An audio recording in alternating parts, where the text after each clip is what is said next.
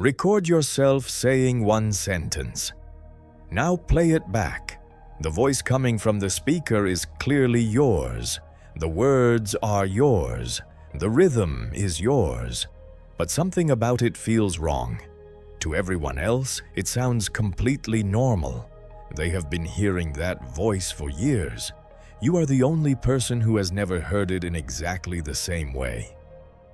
Reality edited. Welcome to Hidden Logic. Today, we are exploring why the voice inside your head is not the voice everyone else hears. And the microphone is not creating the difference. It is revealing it. Every sound is a vibration. When another person speaks, their vocal cords disturb the air. Those pressure waves travel into your ear canal, move the eardrum, and pass through the tiny bones of the middle ear toward the inner ear.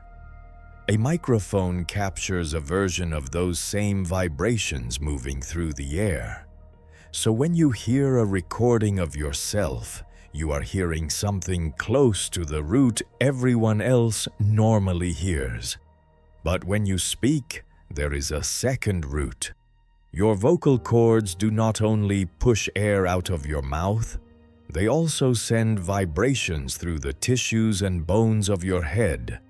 Those vibrations reach the inner ear from inside the system. So your everyday voice is not produced by one signal. It is a mixture. Part of it arrives through the air. Part of it arrives through your body. The balance depends on the person, the sound, and the way the voice is produced.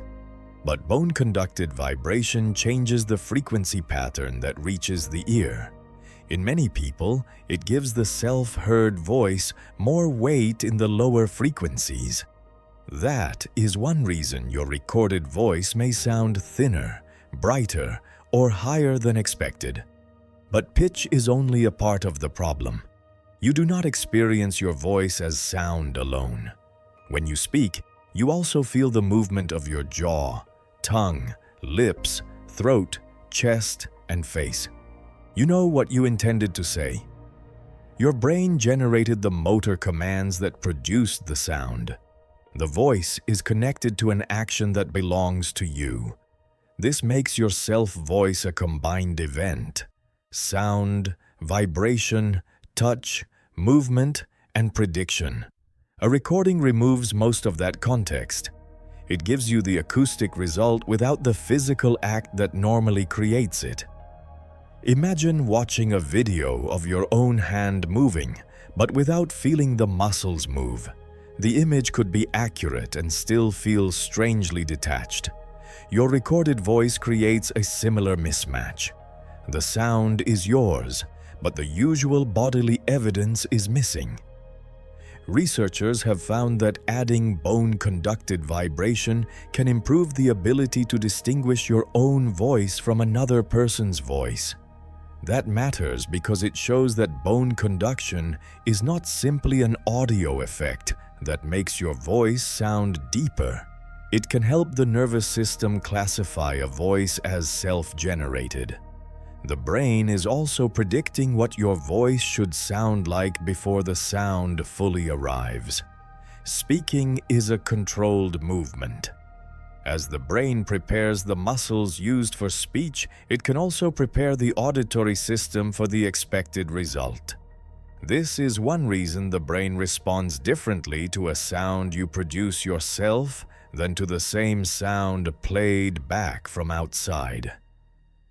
Expected parts of self-generated speech can be reduced, while unexpected changes become more important.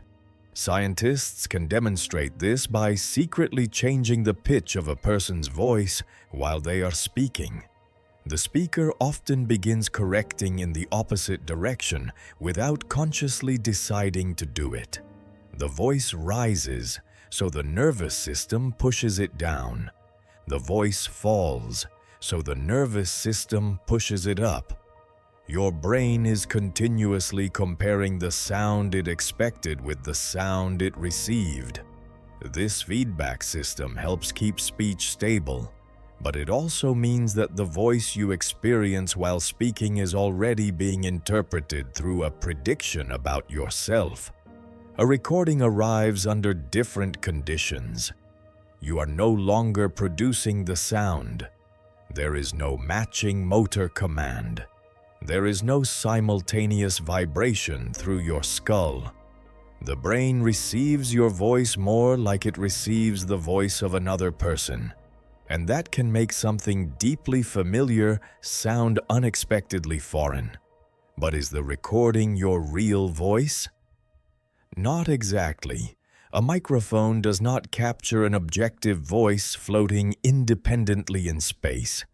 Its result changes with distance, direction, room acoustics, microphone quality, compression, and the speaker used for playback. Place a phone close to your mouth, and it may exaggerate some frequencies. Stand in a reflective room and the walls add their own sound. Use a different microphone, and the same voice changes again. So the recording is not the one true version of you. It is one external version, captured from one position by one system. The voice another person hears also depends on where they are standing and the room around them. There is no sin,